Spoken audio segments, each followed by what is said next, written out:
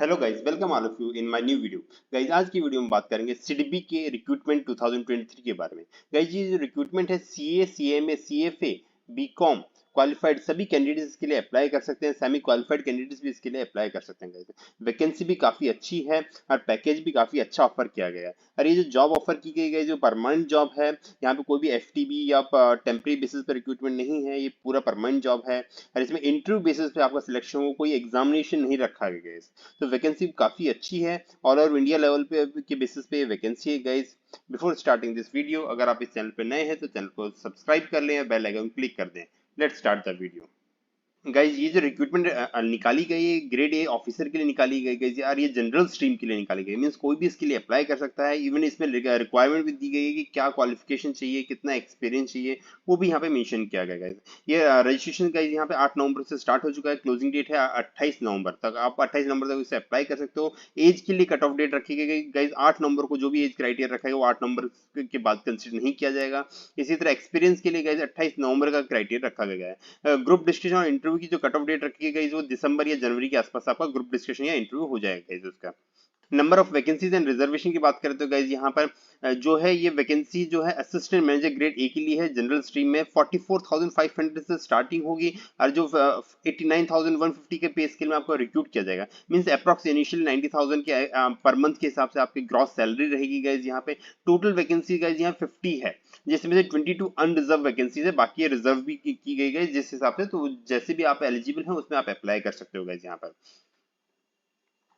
Job profile की बात करते हैं गाइस, यहाँ पर जो भी बैंक से रिलेटेड जो भी काम हो वो आपका इसमें, जैसे micro financing, startup, venture capital में, या डायरेक्ट इनडायरेक्ट क्रेडिट डिलीवरीज में गाइस, या फिर एंटरप्रेन्योर में प्रमोशन में, या फिर कॉर्पोरेशन और कोऑर्डिनेशन में आपको लगाया जाए, बिजनेस एनालिसिस में लगाया जा सकता है गाइस, या इंटरनल मैनेजमेंट पार्टिसिपेशन में इन्वॉल्व किया जा सकता है गाइस, या और कोई जो भी बैंक को लगेगा आप उसको आप उसमें इन्वॉल्व किया जाएगा। अम्यूलमेंट से जो ग्रॉस अम्यूलमेंट है उसमें सारी चीज आपके डीए, ग्रेड अलाउंस है, स्पेशल अलाउंस है, लोकल अलाउंस है, वो सभी चीज इंक्लूड होगी।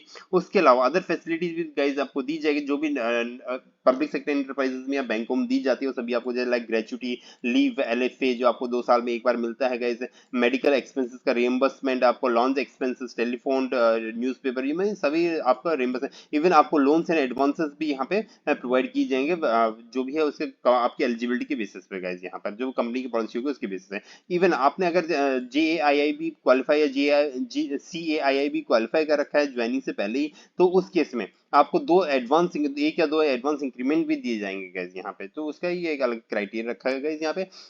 जो आपको रिक्रूटमेंट दी जाएगी इनिशियल 2 साल के लिए आपको प्रोबेशनरी पीरियड में रखा जाएगा गाइस। उसे मैक्सिमम 4 साल तक वो एक्सटेंड भी कर सकते हैं। वो आपकी परफॉर्मेंस के बेसिस पे होगा गाइस।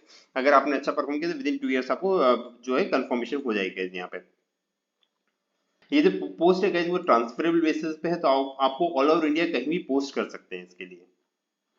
एलिजिबिलिटी क्राइटेरिया की बात करते हैं गाइस, आप इंडियन सिटीजन हो, चाहे नेपाल, भूटान या रेफ्यूजी हैं, आप इसके लिए अप्लाई कर सकते हैं। एज लिमिट की बात करते हैं गाइस, मिनिमम और मैक्सिमम एज जो है यहाँ पे 30 साल से ज्यादा आपकी एज होनी नहीं चाहिए गाइस।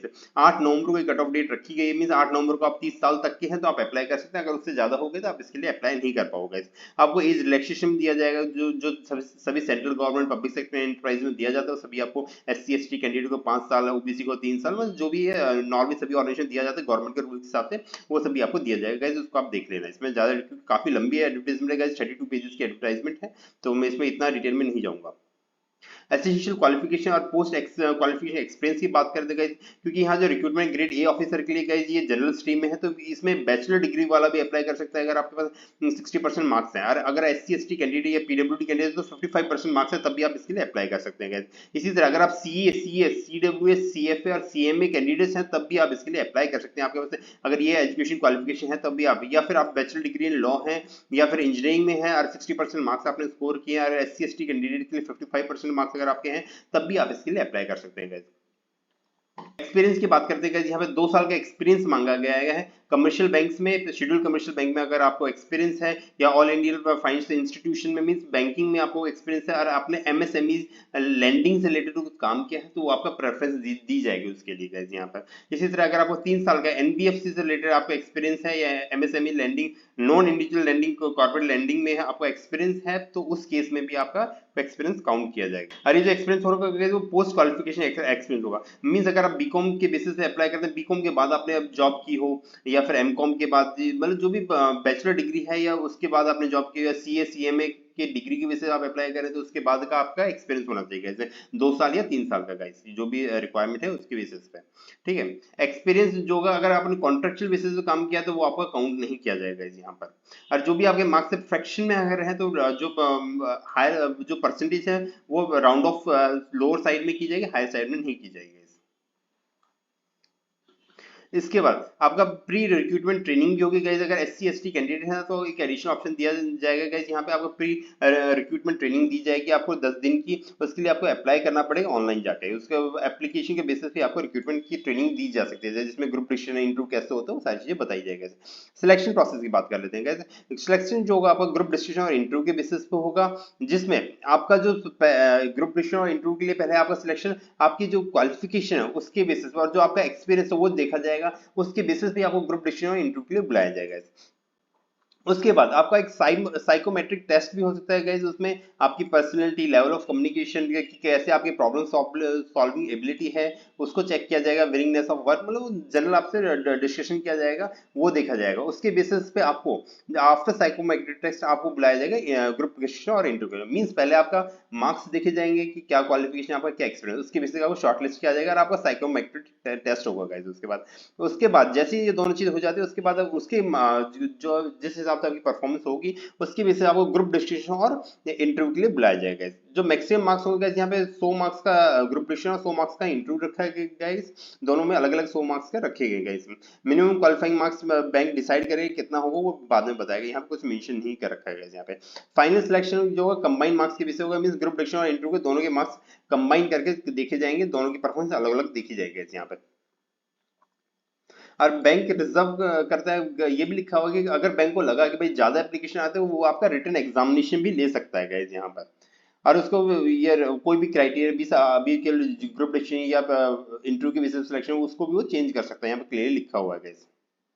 उसके बाद जो भी आपका इंटरव्यू होगा वो लखनऊ, मुंबई, दिल्ली या चेन्नई एंड कोलकाता सिटीज में, मतलब मेजर सिटीज में रखा जाएगा गाइस यहाँ पर। उसके बाद आपका जो भी होगा इंटीमेशन, जो भी चाहे ग्रुप रजिस्ट्रेशन के लिए हो चाहे फिर इंटरव्यू के लिए या प्री रिक्रूटमेंट ट्रेनिंग के लिए हो, उसको वो इंटीमेशन आपको कॉल लेटर, ईमेल, एसएमएस के थ्रू होगा, और इवन आप कंपनी की वेबसाइट पे जाके रेगुलर विजिट करते रहना गाइस। फीस की बात कर लेते हैं गाइस, यहाँ पे एससी एसटी पीडब्ल्यूडी कैंडिडेट को 175 रुपीज की टोटल फीस पे करनी पड़ेगी।